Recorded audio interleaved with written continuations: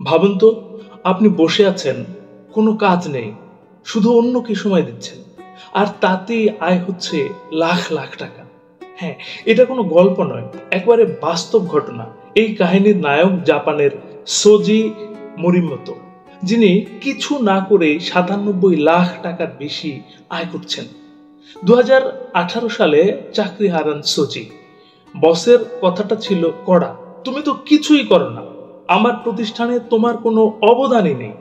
সুজি হয়তো কথাটা একটু বেশি সিরিয়াসলি নিয়েছিলেন, কারণ কিছু না করাই এখন তার সবচেয়ে বড় পেশা। কি করেন সুজি, জানতে ইচ্ছে করছে? চাকরি হারানোর পর সুজি নিজের একটা ওয়েবসাইট চালু করেন। সেখানে স্পষ্ট ভাষায় তিনি লিখেছেন, আমি কিছু করি না, তবে চাইলে আমি আপনার সঙ্গে থাকতে পারি, চুপচাপ পাশে বসে থাকতে পারি, কথা শুনতে পারি, কফি খেতে খেতে আপনার কথা শুনতে পারি, আপনার গল্প শুনতে পারি। আর তাতেই বাজিমাত। মানুষ কি চায়? মানুষ সঙ্গ চায়, সঙ্গ। যেমন কেউ চায় কেউ পাশে থাকুক যখন সে ডিভোর্স পেপারে সই করছে। অদ্ভুত শোনাচ্ছে? কেউ চায় ম্যারাথনের শেষে কেউ দাঁড়িয়ে তার পাশে দাঁড়িয়ে তালি দিক। কেউ চায় পার্টিতে একা না যাওয়া, সঙ্গে কেউ থাকুক। কেউ চায় গল্প করতে, সঙ্গে একজন দুজন শ্রোতা চায়। কেউ চায় স্রেফ একজন পাশে হাঁটুক, চুপচাপ হাঁটুক। সুজির কাজ এগুলোই। তিনি কখনো কেক খেতে যান, কখনো ট্রেনে ১৭ ঘন্টা ভ্রমণ করেন শুধু কারো গল্প শোনার জন্য। কোনো উপদেশ দেন না, বিচার করেন না, শুধু একজন ভালো শ্রোতা আর ভদ্র সঙ্গী হয়ে সুজি সেই মানুষটির পাশে থাকেন।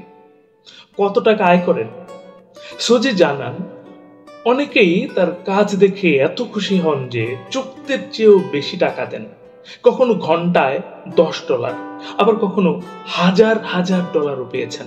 ২০২৪ সালে তার আয় দাঁড়ায় $৮০,০০০, বাংলাদেশি ইনকাম ৯৭ লক্ষ টাকা। সুজির জীবন দর্শন আসুন জেনে নিন।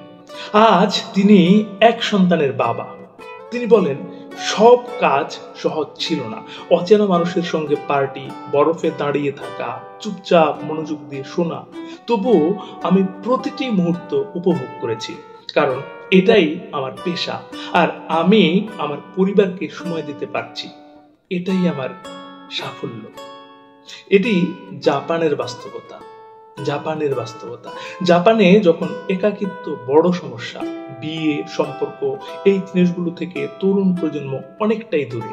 তাই মানুষের দরকার এমন কেউ যে পাশে থাকবে, কিছু না করেও শুনে যাবে, বুঝে যাবে।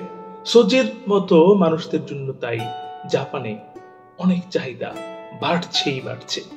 বিশেষজ্ঞরাও বলছেন সুজি আসলে এমন একটা চাহিদা পূরণ করছেন যা কেউ বোঝেনি। তিনি নিজেই এক প্রতিষ্ঠান, এক সমাধান, এক সঙ্গী। আসুন শেষ কথা বলি। এই গল্প আমাদের শেখায় জীবনের প্রতিটি ব্যর্থতার মাঝেও লুকিয়ে থাকতে পারে নতুন সম্ভাবনা। আপনি যদি অন্যের প্রয়োজন বুঝতে পারেন, তাহলে কিচ্ছু না করেও অনেক কিছু করা যায়, অনেক কিছু। বন্ধু, এটি একটি রিয়েল স্টোরি, বাস্তব গল্প, বানানো কোনো গল্প নয়। আজকে শেষ করছি বন্ধু। তার আগে প্রতিবারের মতো সেই একটি কথা, পুরনো কথা মনে করিয়ে দিই। এই পৃথিবী তাকেই সম্মান দেয় যে ইউনিক কিছু করতে পারে। আপনি ইউনিক কিছু করুন, ভালো শুনুন, ভালো থাকুন। ধন্যবাদ।